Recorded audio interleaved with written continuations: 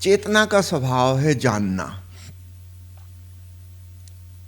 जिसको हम कॉन्शियसनेस कहते हैं, आत्मा कहते हैं, उसका गुण है जानना।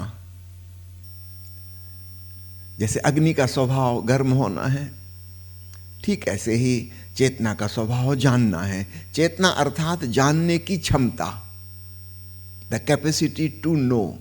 तो जब हम कुछ कर ही नहीं रहे, कुछ और जानने में व्यस्त ही नहीं है, तो वह जानने की शक्ति क्या जानेगी? वो स्वयं को ही जानेगी। वो साधु जो इशारा कर रहा है वह अवस्था ध्यान की अवस्था है। हमारी डिक्शनरी में तो ध्यान भी एक क्रिया में लिखा हुआ है। जैसे हम अन्य सब चीजें करते हैं वैसे ध्यान भी करते हैं। यहां थोड़ी सी भूल हो जाती है।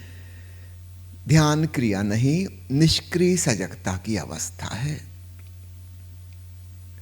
तो मंत्र जाप से भी नहीं, अन्य किसी क्रियाकलाप से भी नहीं, बल्कि इन सब को छोड़ के, हाँ इनका उपयोग कर लेना। आपको मंत्र जाप में रुचि है तो ठीक, 4-5 मिनट मंत्र जाप कर लिया और फिर अचानक रुक गए, थम गए,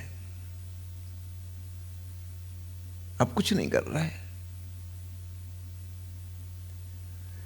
तो क्रियाओं का उपयोग किया जा सकता है एक जंपिंग बोर्ड की तरह।